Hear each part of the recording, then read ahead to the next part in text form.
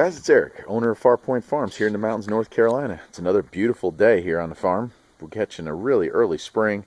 Probably going to pay for it. I bet you we're not done with the snow yet, but man, it's like 60 degrees. Woke up this morning, checked the little classified ads and looked online, and lo and behold, I found the mower that I was looking for a couple weeks ago.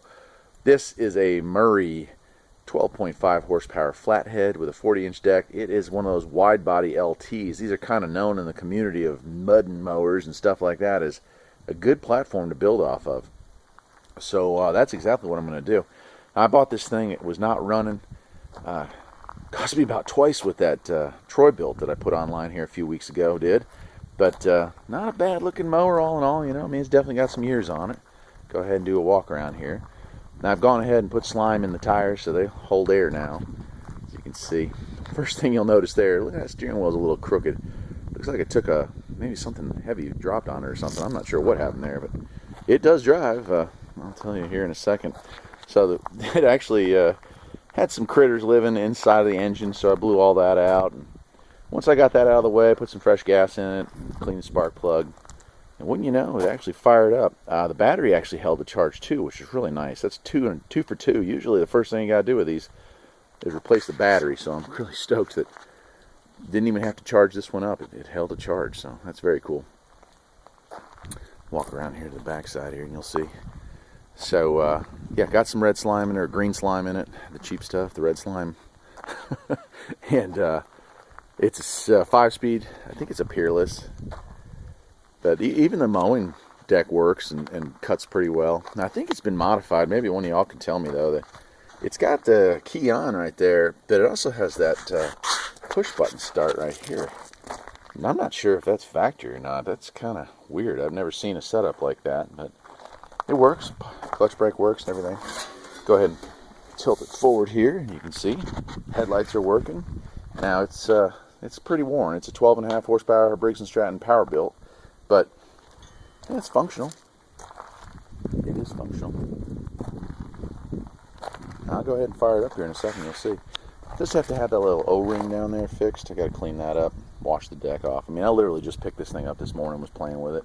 But I did get it running, and that's pretty nice. So yeah, let me go ahead and start it. So instead of just turning the key to start the thing, you turn it to on. It looks like it'd have a start, but nothing goes on there. So you have to push that.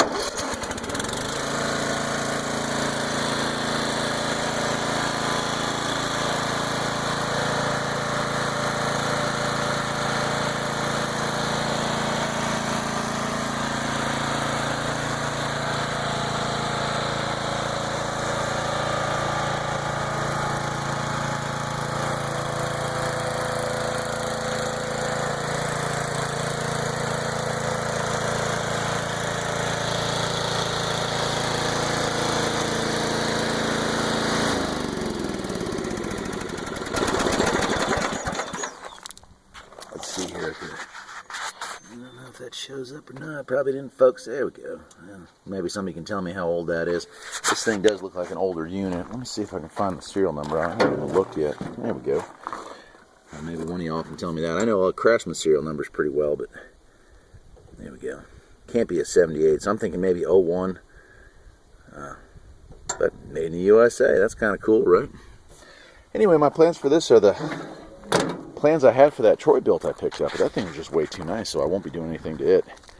So I'm going to do to this is turn this into a like a mud mower, like my cheap ATV that I did a couple years back.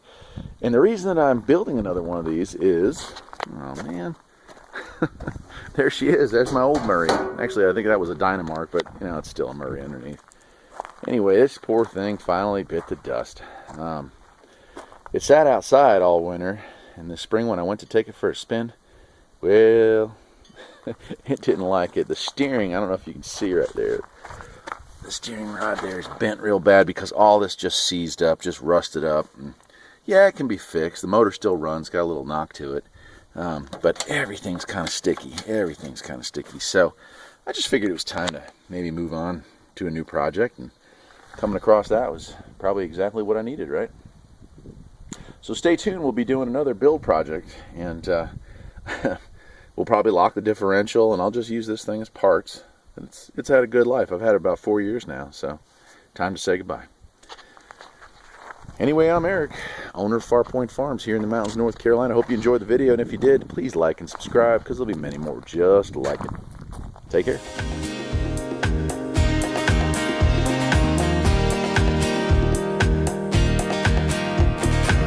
There's always something that needs a little fixing on Farpoint Farms.